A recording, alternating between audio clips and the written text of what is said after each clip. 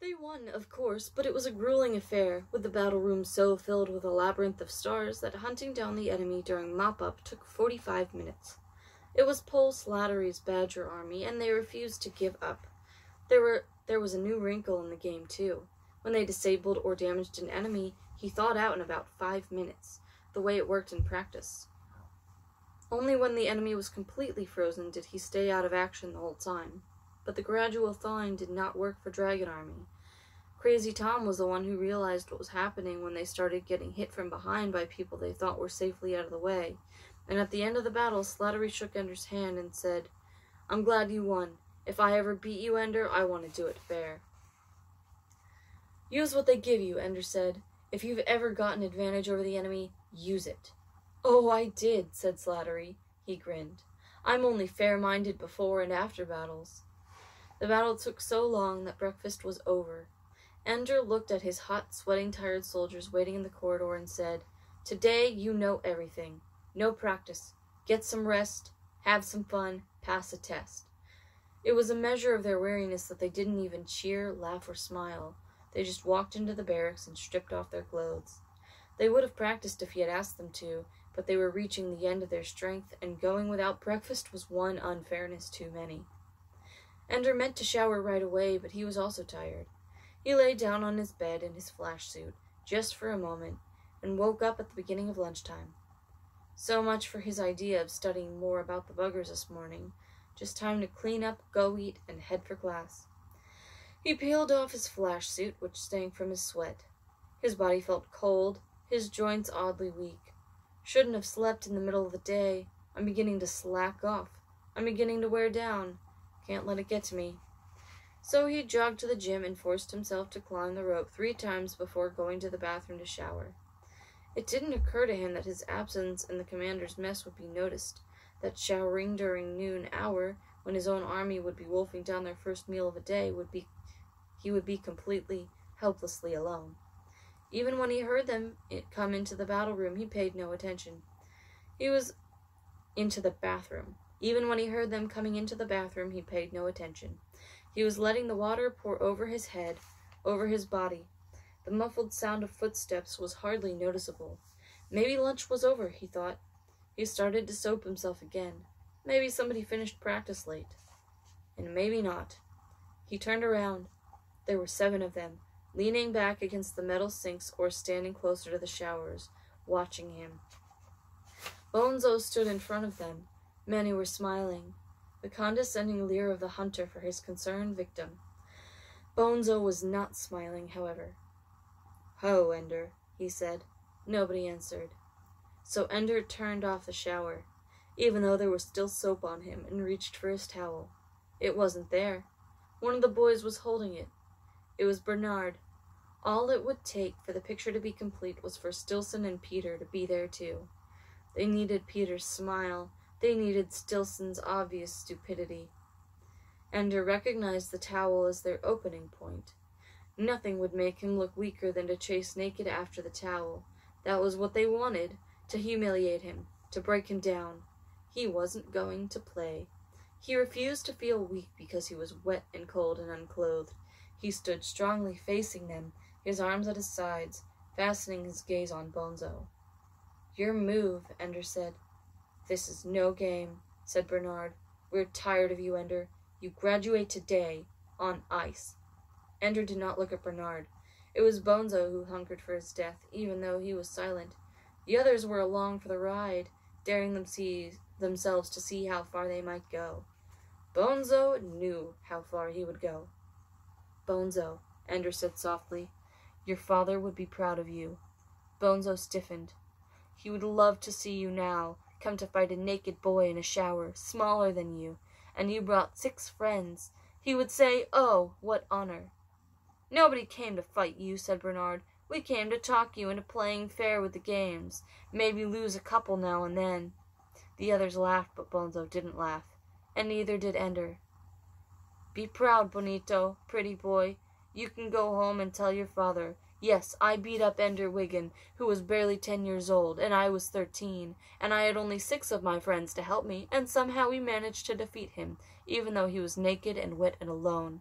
Ender Wiggin is so dangerous and terrifying. It was all we could do not to bring 200. Shut your mouth, Wiggin, said one of the boys.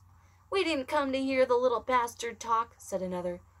You shut up, said Bonzo. Shut up and stand out of the way. He began to take off his uniform. Naked and wet and alone, Ender, so we're even. I can't help that I'm bigger than you. You're such a genius, you figure out how to handle me. He turned to the others. Watch the door. Don't let anyone else in. The bathroom wasn't large, and plumbing fixtures protruded everywhere. It had been launched in one piece as a low-orbit satellite, packed full of water reclamation equipment. It was designed to have no wasted space. It was obvious what their tactics would have to be. Throw the other boy against the fixtures until one of them does enough damage that he stops. When Ender saw Bonzo's stance, his heart sank. Bonzo had also taken classes, and probably more recently than Ender. He was better, he was stronger, and he was full of hate. He would not be gentle. He will go for my head, thought Ender. He will try, above all, to damage my brain, and if this fight is long, he's bound to win. His strength can control me. If I am to walk away from here, I have to win quickly and permanently. If he could still feel again the sickening of the way Stilson's bones had given away. But this time it will be my body that breaks, unless I can break him first. Ender stepped back, flipped the shower head so it turned outward, and turned on pure hot water. Almost at once the steam began to rise. He turned on the next and the next. I'm not afraid of hot water, said Bonzo. His voice was soft. I'll read that again. I'm not afraid of hot water, said Bonzo. His voice was soft. But it wasn't the hot water that Ender wanted. It was the heat. His body still had soap on it, and his sweat moistened it, made his skin more slippery than Bonzo would accept. Suddenly there was a voice from the door. Stop it! For a moment Ender thought it was a teacher, come to stop the fight. But it was only Dink Meeker. Bonzo's friend caught him at the door, held him. Stop it, Bonzo, Dink cried. Don't hurt him. Why not? Asked Bonzo, and for the first time he smiled. Ah, thought Ender, he loves to have someone recognize that he is the one in control, that he has power. Because he's the best, that's why. Who else can fight the buggers? That's what matters to you, fool, the buggers. Bonzo stopped smiling. That's what matters, you fool, the buggers. Bonzo stopped smiling. It was the thing he hated most about Ender, that Ender really mattered to other people, and in the end, Bonzo did not. You've killed me with those words, Dink. Bonzo doesn't want to hear that I might save the world. Where are the teachers, thought Ender.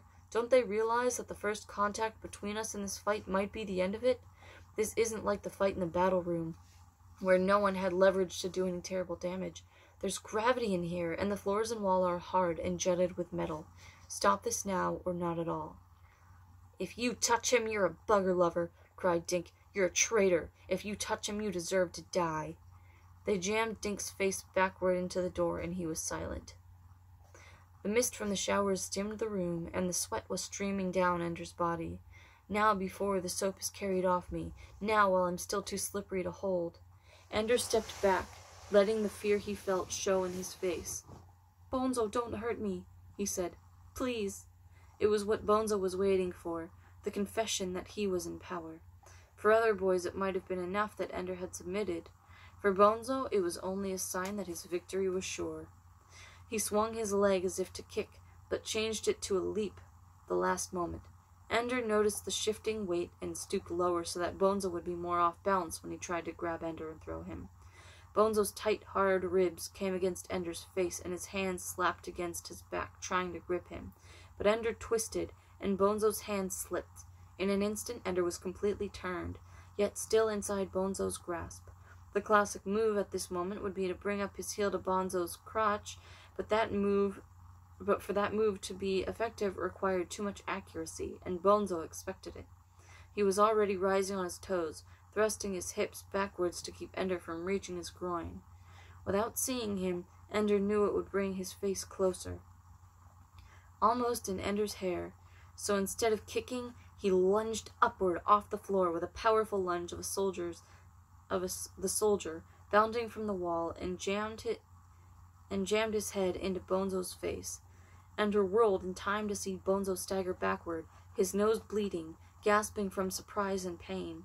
Ender knew that this moment he might be able to walk out the room and end the battle, the way he had escaped from the battle room after drawing blood.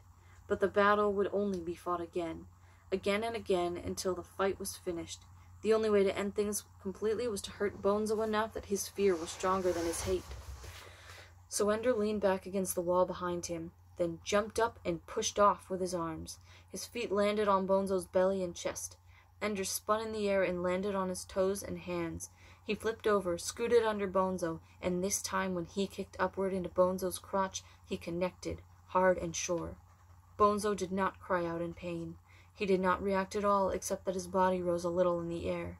It was as if Ender had kicked a piece of furniture. Bonzo collapsed, fell to the side, and sprawled directly under the spray of steaming water from a shower. He made no movement whatever to escape the murderous heat. "My God!" someone shouted. Bonzo's friends leaped to turn off the water. Ender rose to his feet. Someone thrust his towel at him. It was Dink. "Come on out of here," he said. He led Ender away. Behind them they heard the heavy clatter of adults running down a ladderway. Now the teachers would come, the medical staff, to dress the wounds of Ender's enemy. Where were they before the fight, when there might have been no wounds at all? There was no doubt now in Ender's mind. There was no help for him. Whatever he faced, now and forever, no one would save him from it. Peter might be scum, but Peter had been right, always right. The power to cause pain is the only power that matters, the power to kill and destroy, because if you can't kill, then you are always subject to those who can, and nothing and no one will ever save you. Dink led him to his room, made him lie on the bed. "Are you hurt anywhere?" he asked. Ender shook his head. "You took him apart. I thought you were dead meat the way he grabbed you, but you took him apart. If he'd stood up longer, you would have killed him." "He meant to kill me." "I know it. I know him. Nobody hates like Bonzo, but not anymore. If they don't ice him for this and send him home, he'll never look you in the eye again, you or anybody. He had 20 centimeters on you, and you made him look like a crippled cow standing there chewing her cud." All Ender could see, though, was the way Bonzo looked as Ender kicked upward into his groin, the empty, dead look in his eyes. He was already finished then, already unconscious. His eyes were open, but he wasn't thinking or moving anymore. Just that dead, stupid look on his face, that terrible look, the way Stilson looked when I finished with him. "They'll ice him, though," Dink said. "Everybody knows he started it. I saw them get up and leave the commander's mess. Took me a couple of seconds to realize you weren't there either, and then a minute more to find out where you'd gone. I told you not to be alone." "Sorry." "They're bound to ice him, troublemaker, him and his stinking honor." Then, to Dink's surprise, Ender began to cry, lying on his back, still soaking wet with sweat and water. He gasped, his sobs, tears seeping out of his closed eyelids and disappearing in the water on his face. "Are you all right?" "I didn't want to hurt him," Ender cried. "Why didn't he just leave me alone?"